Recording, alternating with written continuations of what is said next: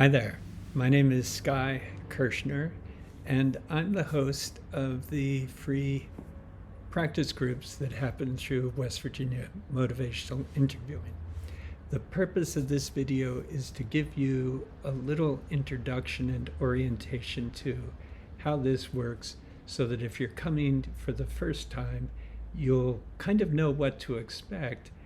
And this also allows us to maximize our time so that we can do as much practice as possible without going through the introductions each time.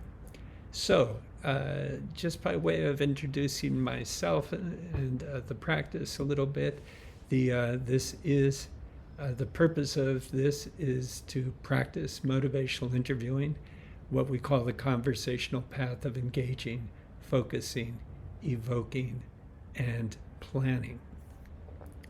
The group that we'll be gathering together is an international group, folks from all different countries, time zones, hemispheres, continents, and I hope that you'll feel at home joining us and feel very comfortable with all of the people that are coming together to learn this beautiful language of motivational interviewing.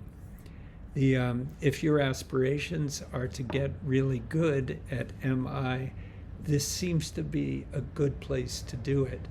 In 2025, we mentored or supported over 20 people who applied to become members of the Motivational Interviewing Network of Trainers. That's the MINT for short.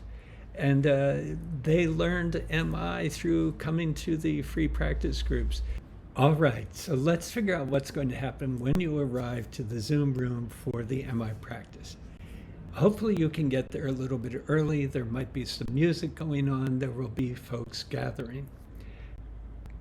When it's time to start, we try to start on time. It's an advantage to come on time because if you're a little bit late, we will have the waiting room open. Don't worry, just hang out in the waiting room, and when we're done getting everything organized, we'll bring you into the main room. What do I mean by getting things organized?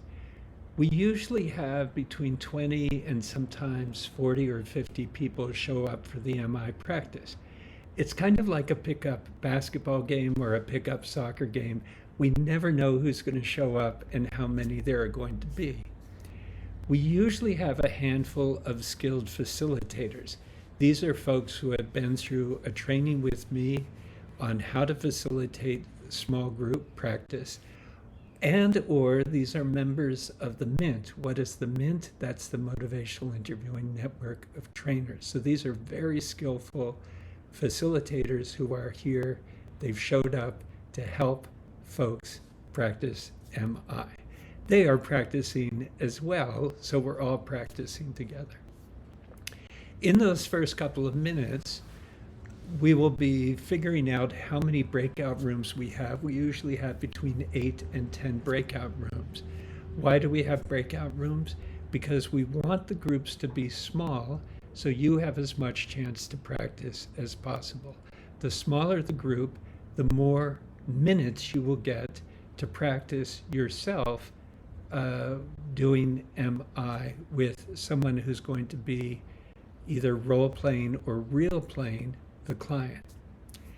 If you're brand new to MI, that's okay. Just come and listen if you want. Contribute as you feel comfortable, but no one's under an obligation to contribute. You can just sit back. You don't even have to have your camera on. You could just listen to the whole thing and try to get a feel for it. Once we've set up the breakout rooms, you will have your choice as far as which breakout room to go to. If you're brand new, you might stay in the main room with me. That's so I can give you a little bit more of an orientation. But you're free to go to whatever breakout room you want to go to.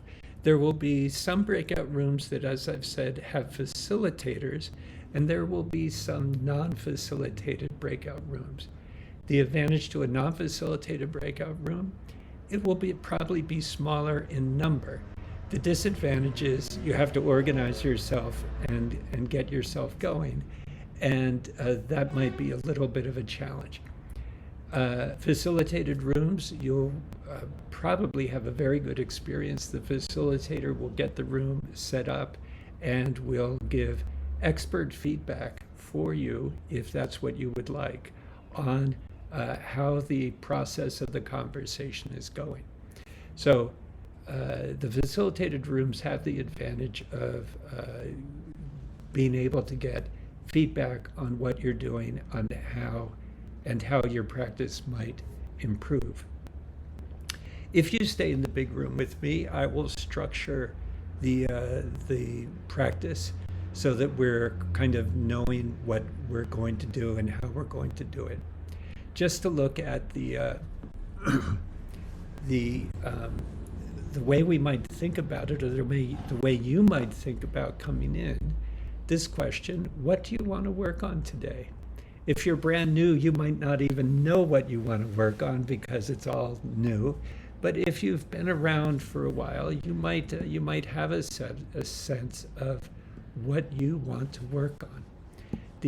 Most of us are working on taking what I call procedural knowledge, conceptual knowledge, which is stuff you've learned in workshops and books, and now applying it as a form of procedural knowledge. That is, what are you going to say next? You might have a lot of thoughts about what's going on, but that's a different part of the brain than the part of the brain that knows what to say in the next moment. So if you're brand new, there are a couple things that might be helpful. We've got different sets of skills. We've got the ORS skills. Those are useful for engaging and focusing. We've got, let me share my thing here. We've got the ORS skills for engaging and focusing. That's usually helpful in the beginning of the conversation. We've got the darn cat skills, which are evoking change talk. If you don't know what that is, that's perfectly fine. We've got the MI spirit skills, seeking collaboration, supporting autonomy. And we've got giving advice with permission skills. Everything else is what I call something else. If you try to give advice, if you try to persuade or fix or judge the person who's playing the client, you're probably doing something other than MI. And we are here to practice doing motivational interviewing. If you're in my group, we're probably going to be doing an ORS challenge. The ORS challenge means that you'll have 4 chances or 4 at-bats. If you think about, the client is pitching the ball to you and your job is to hit the ball back, you'll have at least 4 chances to interact with the client. And the ORS challenge is, can you somehow figure out a way to do 2 empathic reflections, 1 affirmation, and only 1 open-ended question? Sometimes when people are brand new to motivational interviewing, they have a tendency to rely on a lot of questions, and then we fall into what we call the question-answer trap. So with MI, we have a preference for making empathic reflections. So the ORS challenge is 1 open-ended question, 1 affirmation, and 2 reflections in whatever order you would like to do them in.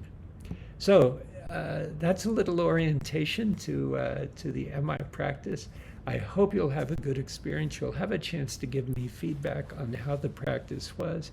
And I will put at the end of this video some of the links, so if you are just stumbling into the practice, you can get a little bit more oriented, sign up for the emails if you heard about this through a friend, find out about ways to take workshops as a way to maximize the free practice sessions, and also ways to practice with AI and things like that. So there's a lot going on, and I hope you can join us soon.